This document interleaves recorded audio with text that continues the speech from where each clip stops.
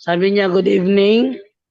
Pwede magtanong kay Father Darwin about sa 1 year death sa baby, kung anong klase sa pagpapamisa o nobena prayer niya.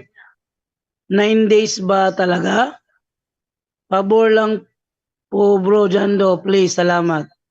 Okay, ang turo ng simbahan po is novena, no? Novena prayer.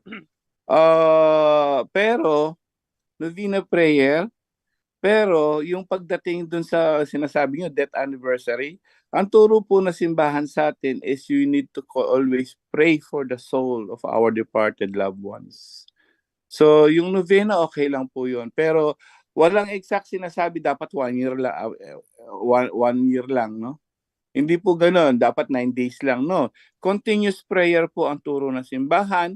Meron din pong Gregorian masses na tinatawag na 30 days. Yun, isang turo po yun na napakahalaga daw uh, sa kaluluwa ng mga mahal natin sa buhay. Yung everyday mo siyang pamisa for the whole month, no?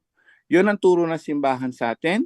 At hindi lang po yung novena para sa kanya, pero actually the whole year mong buhay na habang nagdadasal ka, you have to pray for them. At kung may pera, may budget, always include them, no? For mass intention, kapatid. Yun ang turo ng simbahan. Walang exact na 1 year lang, 9 days lang, o 40 days lang. Walang ganon. Yun parang naging traditional na lang ng mga na 40 days ko, pamimisa ko, okay lang po yun. Hindi po masama yan. Chiye ko yan sa Catholic Answers. It's not a sin, pero ang turo talaga sa simbahan po, pamisa talaga siya kahit everyday mo, ilagay mo sa pamisa, kapatid. 9 days kung gusto mo, okay lang din po yan. But ang pinaka-importante, mas maganda isama mo lagi siya sa prayer mo, kapatid. So wala yung days na yan. Ano na lang yan, naging tradition na lang po yan, kapatid. Ang importante, let's always keep praying for all our departed loved ones. Kahit alam mo masama na siya, i-pray mo pa rin siya. Kung may pera, isama sa mass intention. Yung pwede talagang turo ng simbahan, wala naman exact na araw, 9, 40, or 1 year. Yun po sagot, kapatid.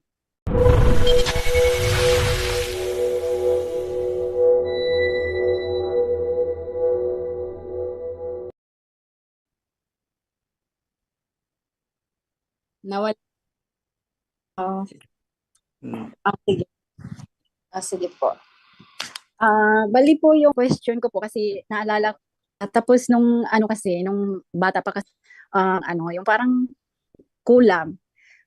Tapos ako ng parang walang buwan ata ako sa ospital, tapos yung mga doktor wala na talaga silang na finding sa akin. Kaya yung tatay ko kasi is a minister dati. Tapos hindi kasi yun naminiwala talaga sa yung mga hanggang gamot, kaya talagang maingat talaga siyang lumapit sa mga ganyan. But meron talagang nakapagsabi sa kanya na subukan mo lang tong lapitan, sabing gano'n na kasi itong tao na to, isa siyang yung parang 50-50 na din yung life niya noon. Isa siyang kapitan doon sa amin sa Sogod, Southern Leyte.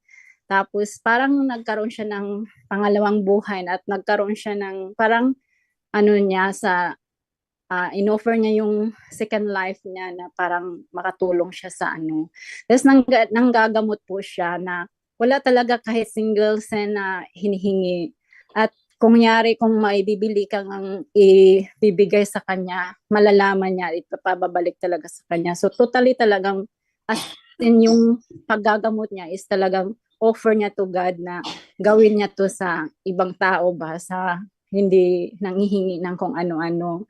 So, iyon po ba is yung may po ba yun? Hindi ba yun mukhang occultism or pero nagamot talaga niya ako as in. At saka yung mga way ng paggamot niya sa akin is yung through the kanabitang words of God niya, ibaba doon sa tubig. Tapos yun yung iniinom ko. Tapos nag-iinsinso siya. At saka inaano ako doon sa maputi na kumot. At saka alam mo ba, may lumalabas talaga sa akin mga insekto. Pero yung mga words na ginagamit niya is talagang biblical naman. Yun pa ba okay lang yun? Tanong ko lang po.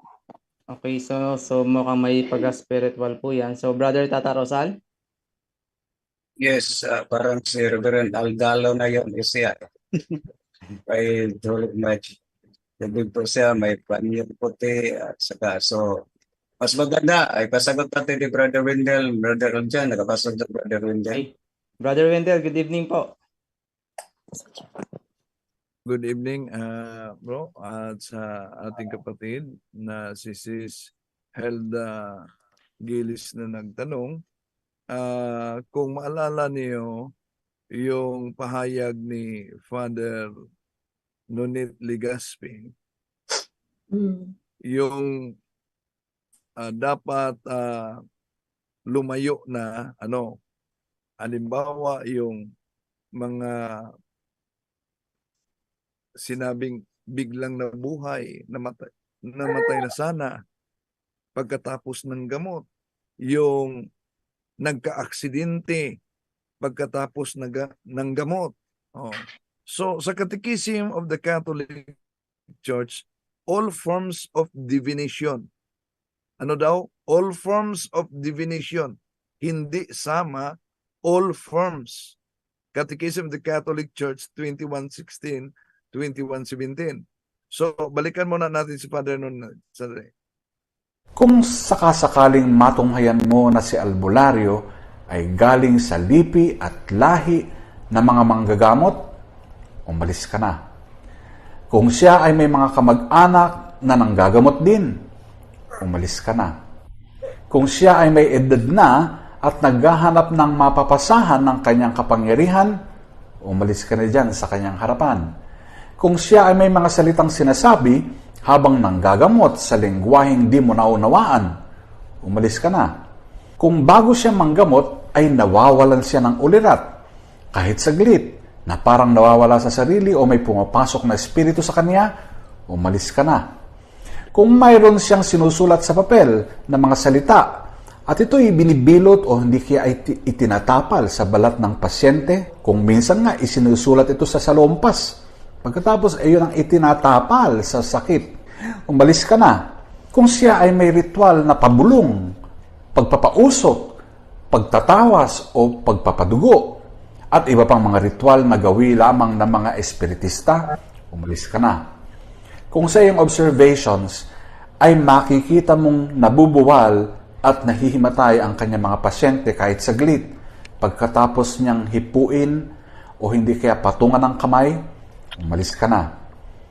Kung si albularyo ay nagsasalita ng mga ingay na walang kabuluhan, hindi kaya nag-speaking in tongues, ala charismatic mode, umalis ka na. Kung siya sa simula pa lang ng consultation ay sinusukat ang pagkakapantay-pantay ng mga hiniliit na daliri ng pasyente, umalis ka na. Kung siya ay napansin mong gumagamit ng mga baraha o tarot cards para malaman ang sakit o ang kalalagayan ng pasyente, umalis ka na. Kung ang nabanggit niyang readings sa mga pasyente ay tulad ng sumusunod, uy, may nakabati sa iyo, may nagagalit sa iyong kapre, may nagkagusto sa iyong tikbalang, may duwending nais kang dalhin sa kanyang kaharian at gawin kang prinsesa, at alam nyo, iba pang pambihirang readings, umalis ka na. Kung ang bilin ni albularyo sa pasyente ay gawin ang ilang ritual para gumaling, tulad ng magpausok, mag-alay ng atang sa altar, etc., umalis ka na. Kung si albularyo ay may kaalamang tungkol sa nangyari o sa mga mangyayari sa pasyente, mga impormasyong hindi naman galing sa pasyente, pero nababatid niya, umalis ka na. So, kung nabatid niya na may ibinigay sikreto, nabatid pa rin niya, yun na, umalis ka na. Yun po, bro. Oo nga, nakakaano pala. So, pag ganun po, Brother Wendell, kasi ano pa ako ng time na yun is, I think is 11 years old. Paano po ako diyan kumbaga hindi pa pala ako absuelto diyan sa contamination, ang tawag doon. Kumbaga meron pa rin palang nananalaytay sa akin na connection, kumbaga.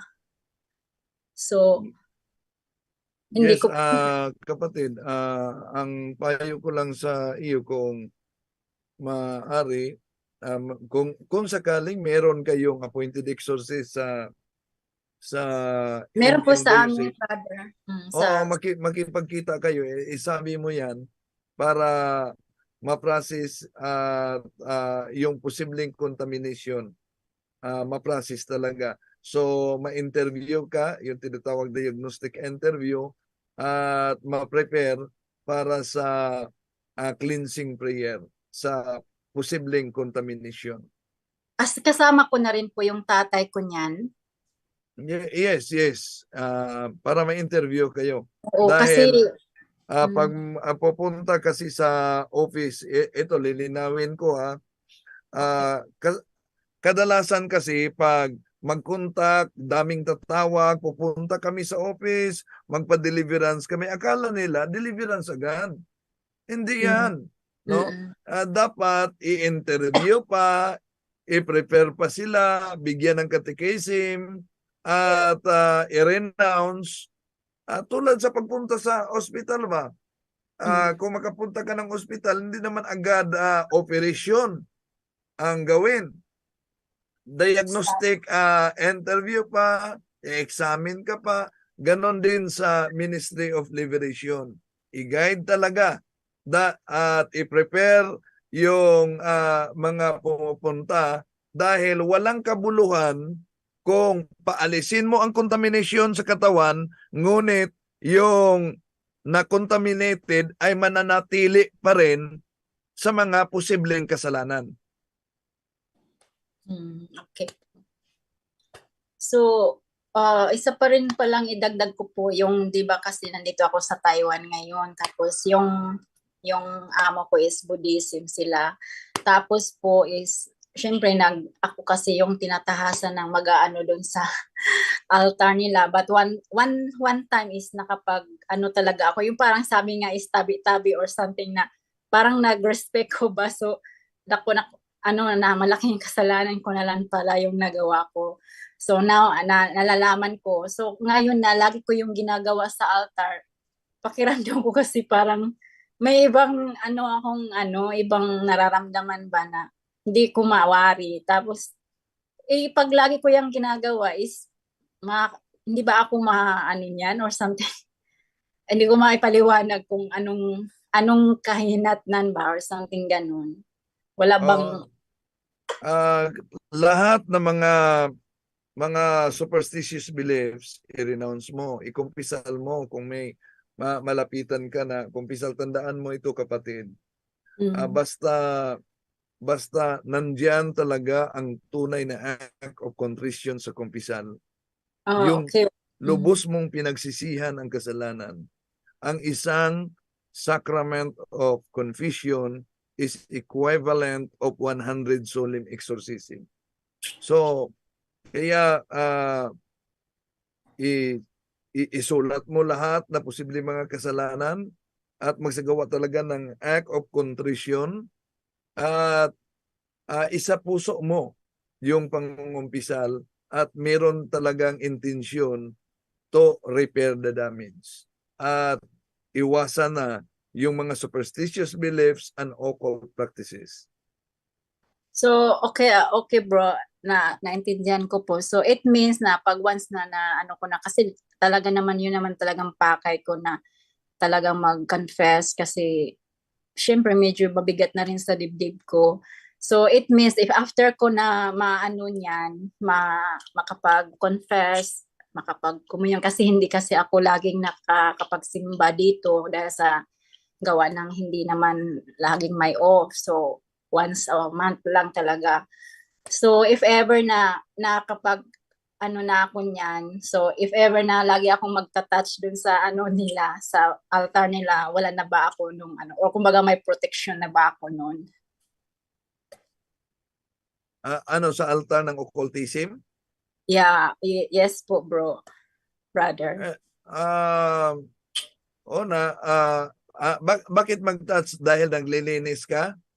Opo, ako kasi yung nag-aalay ng ng mga nila inaalay po. Ako yung nag-actual lahat ng preparation like candle, like yung waters, lahat po yun. Ako. Ikumpisan mo yan, kapatid, and pakinggan mo ano ang advice ng pare.